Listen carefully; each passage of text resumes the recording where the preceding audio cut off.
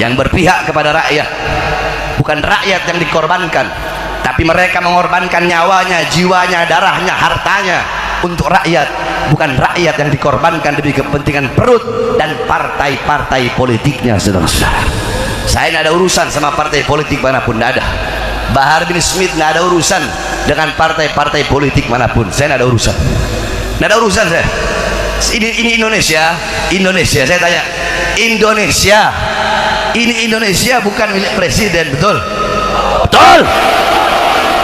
Indonesia bukan milik presiden, betul? Bukan milik Prabowo, bukan milik Jokowi, bukan milik Megawati, betul? Bukan milik PDI, bukan milik Gerindra, bukan milik Golkar, bukan milik PKS, bukan milik PKB, bukan milik PAN, bukan milik Demokrat. Indonesia bukan milik pejabat manapun, bukan milik Kapolri, bukan milik Panglima TNI, bukan milik tentara, bukan milik polisi, tetapi Indonesia milik kita bersama, bangsa dan rakyat Indonesia. Sekali lagi saya ingin mengatakan bahwa ini adalah hak prerogatif Bapak Prabowo Subianto. Hanya saja kalau kita kait-kaitkan dengan isu sebelumnya itu, Bang Budi, kita kan mendengar itu ada desas-desus bahwa ada orang-orang dekat Bapak Prabowo Subianto yang memang sengaja menciptakan kondisi kerusuhan di tanah air.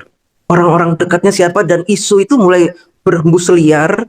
Walaupun saya tidak membuat konten tentang isu itu karena namanya isu, saya tidak melihat kebenaran di situ, sehingga saya tidak berani mengomentari. Tapi pada saat ini ketika reshuffle itu terjadi, sepertinya ada benang yang bisa saya hubungkan gitu ya. Cari masalah, ya kan? Padahal saya percaya mereka ini mungkin sudah ditutup hatinya, ditutup matanya. Saya tidak paham mereka itu. Akhir zaman, kerusakan di mana-mana, judi online di mana-mana, pencuri di mana-mana, korupsi di mana-mana, narkoba di mana-mana, semuanya kecanduan judi online, saudara. Judi online bukan cuma di kota-kota, bahkan di kampung-kampung kecil seperti ini semuanya judi online. Bukan cuma masyarakat biasa, bukan cuma masyarakat, polisinya judi online, betul? Polisi judi online, tentaranya judi online, anggota dewannya judi online, bahkan banyak para pejabat-pejabat dan aparat yang menjadi backing judi online, saudara-saudara. Judi online di mana-mana, korupsi menyebar di mana-mana, korupsi di mana-mana, korupsi di mana-mana, saudara-saudara. Apa yang terjadi dengan negara ini? Apa yang terjadi dengan kita?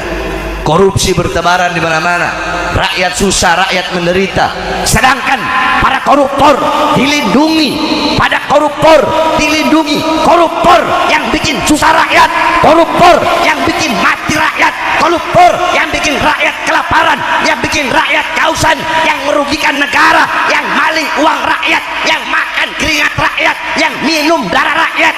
200 triliun lebih cuma divonis 6 tahun setengah. Ada apa dengan hukum di Indonesia, saudara-saudara? Saya sampaikan, hei Prabowo, bukankah ketika engkau menjabat sebagai presiden, saya melihat pidato-pidatomu berkata tidak ada yang kebal hukum di Indonesia, semua sama rata di Indonesia. Saya tanya, pidato seperti itu bagus tidak? Bagus tidak? Bagus tidak? Tapi jangan cuma omong-omong. Jadi waktu itu kan disebut-sebut bahwa Menteri Pertahanan kita itu ini kan diisukan adalah orang yang tidak suka dengan Bapak Jokowi dan Mas Gibran. Padahal beliau ini adalah menteri dari Gerindra gitu ya, yang mendukung Bapak Prabowo Subianto. Tapi karena beliau ini tidak suka dengan Mas Gibran dan tidak suka dengan Bapak Jokowi, sehingga diisukan bahwa beliau ini bekerja sama dengan para pembenci gitu, pada geng-geng pembenci itu untuk melakukan keributan demi keributan. Hanya saja ketika ada reshuffle, Bapak Safri ini tetap ditempatkan sebagai Menteri Pertahanan sekaligus serangkap jabatan sebagai Menko Polhukam. Saya jadi berpikir, oh ternyata tidak gitu ya. Mungkin bukan Bapak Safri ini yang dimaksud.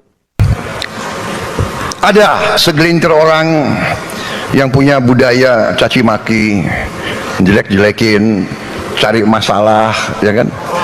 Padahal saya percaya mereka ini mungkin sudah ditutup hatinya, ditutup matanya. Saya tidak paham mereka itu, ya. Caci maki antara kawan, caci maki dengan pemimpin, caci maki itu saya kira tidak baik. Itu bukan ajaran agama kita, itu bukan ajaran agama-agama lain pun. Saudara-saudara, rakyat kita tidak suka mereka-mereka yang bicaranya kasar, ya. Pribadi kita bukan pribadi seperti itu. Jangan bawa budaya-budaya dari mana. Bangsa Indonesia adalah bangsa yang penuh sopan santun. Saudara-saudara. Betul, betul. Jangan seperti itu, saudara-saudara. Kalau mau membasmi korupsi, kalau mau menegakkan hukum, tajam di atas, tajam di bawah, betul. Jangan hukum tajam di bawah, tumpul di atas. Hukum tumpul kepada orang-orang kaya, hukum tak berlaku kepada orang-orang kaya yang punya uang, yang punya jabatan. Sedangkan nenek-nenek yang mencuri kayu, pemuda yang mencuri ayam dihukum tahunan. Koruptor yang narik uang rakyat ratusan triliun cuma dihukum 6 tahun setengah. Kalau begitu rakyat juga mau sama-sama masuk penjara. Yang penting dikasih uang ratusan triliun dan dihukum cuma 6 tahun setengah, saudara-saudara.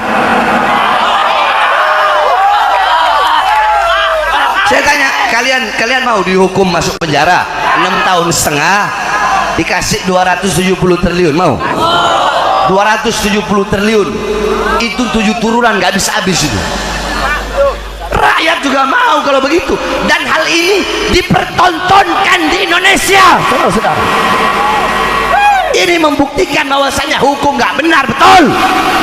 Makanya kita sampaikan kepada pemerintah Prabowo, Prabowo dan wakilnya, kabinetnya, periksa itu hakim yang menvonis kemarin itu koruptor biadab, divonis cuma 6 tahun setengah, sedangkan korupsi ratusan triliun.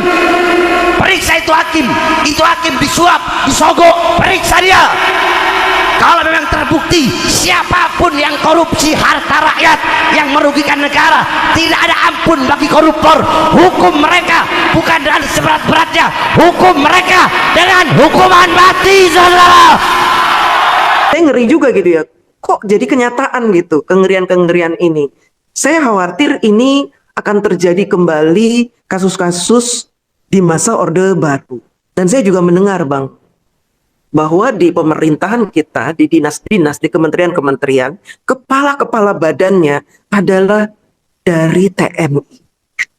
Kenapa saya tahu? Karena saya banyak mengenal orang-orang yang bekerja di kementerian, dan mereka sekarang menjadi gelisah. Karena apa? Kepala-kepala badan mereka dari TNI yang tidak memahami tentang pekerjaan di kementerian, tetapi hanya melakukan instruksi-instruksi yang harus ditaati. Tapi sering instruksi tersebut aneh gitu, Bang. Nah, inilah yang menurut saya patut kita cermati sebagai warga negara Indonesia yang memang menginginkan negara kita ini, seharusnya pemerintah ini pro terhadap rakyat. Tapi kok kita seperti dihadapkan pada kondisi ketakutan dengan naiknya orang-orang TNI menjabat sebagai menteri di negara kita. Itu, Bang Budi. Ya. Saya tanya, Subang Hajar setuju nggak koruptor dihukum mati? Setuju apa tidak? Setuju apa tidak? Setuju apa tidak? Itu baru orang nggak bakal berani lagi nyolong duit rakyat, betul? Betul. Jadi jangan seenak-enaknya begitu kepada rakyat, jangan. Rakyat nggak buta, betul? Sekarang ini semua rakyat udah nggak kayak dulu. Kalau dulu belum ada internet, nggak sampai di desa-desa. Sekarang internet sudah sampai, masyarakat sudah nggak bisa dibodoh-bodohi lagi, betul? Betul. Makanya saya sampaikan kepada para pejabat-pejabat, tegakkan hukum dengan seadil-adilnya. Jangan semena-mena kepada rakyat. Jangan butuh sama rakyat kalau cuma ada maunya doang. Mau pilpres, mau pilkada, mau apa, pilbu, pilihan bupati, pilihan wali kota, baru butuh sama rakyat. Giliran udah jadi, lupa sama rakyat. Rakyat dibiarkan susah, rakyat dibiarkan kelaparan. Berapa banyak di Indonesia zaman sekarang ini? Berapa banyak rakyat yang pengangguran? Berapa banyak pemuda-pemuda pengangguran? Berapa banyak kemiskinan merajalela di mana-mana? Akan tetapi kalau ada kebijakan-kebijakan pemerintah, kalau ada kebijakan-kebijakan presiden dan kabinetnya, Prabowo dan kabinetnya, kebijakan-kebijakan yang menguntungkan rakyat, maka akan rakyat dukung, betul. Contoh, belum 100 hari Prabowo jadi presiden, semua jadi online sudah dilibas. Bagus nggak? Bagus nggak?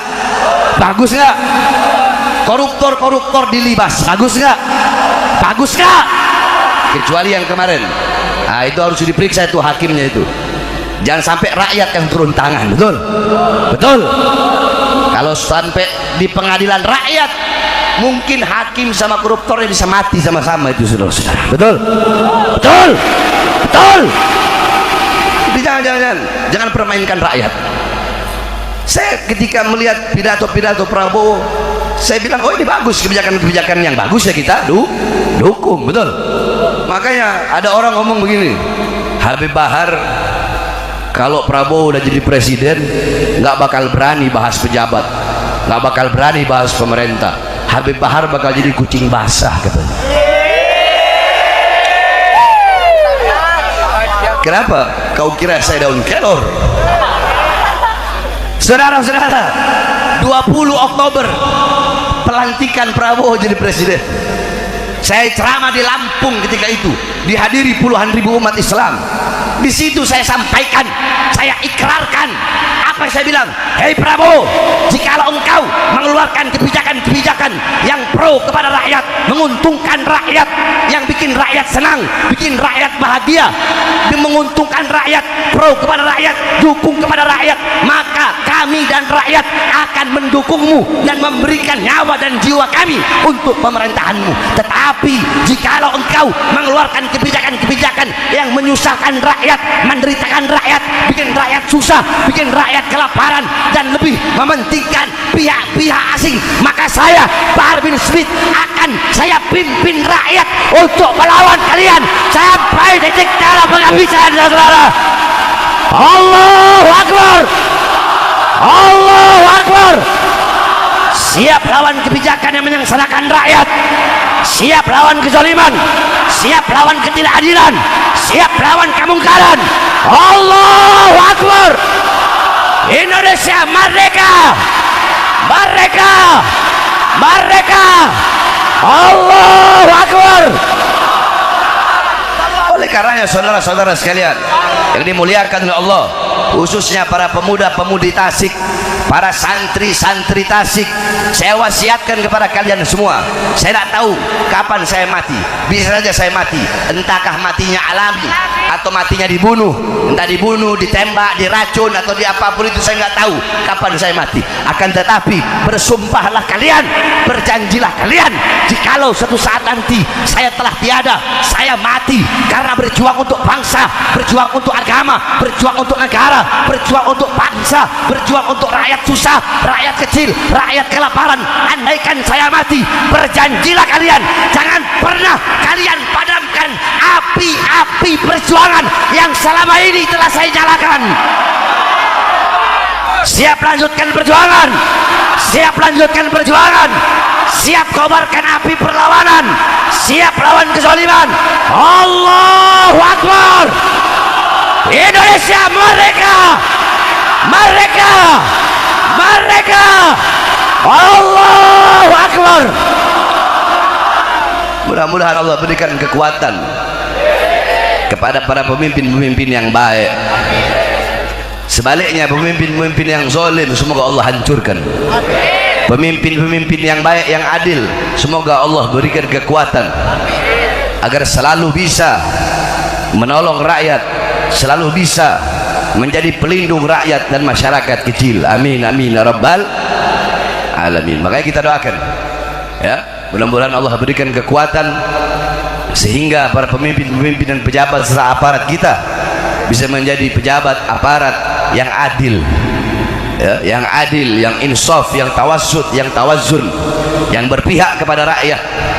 Bukan rakyat yang dikorbankan, tapi mereka mengorbankan nyawanya, jiwanya, darahnya, hartanya untuk rakyat. Bukan rakyat yang dikorbankan demi kepentingan perut dan partai-partai politiknya, saudara-saudara. Saya tidak ada urusan sama partai politik manapun, tidak ada. Bahar bin Smith tidak ada urusan dengan partai-partai politik manapun. Saya tidak ada urusan, tidak ada urusan saya. Ini Indonesia, saya tanya, Indonesia ini Indonesia bukan milik presiden, betul?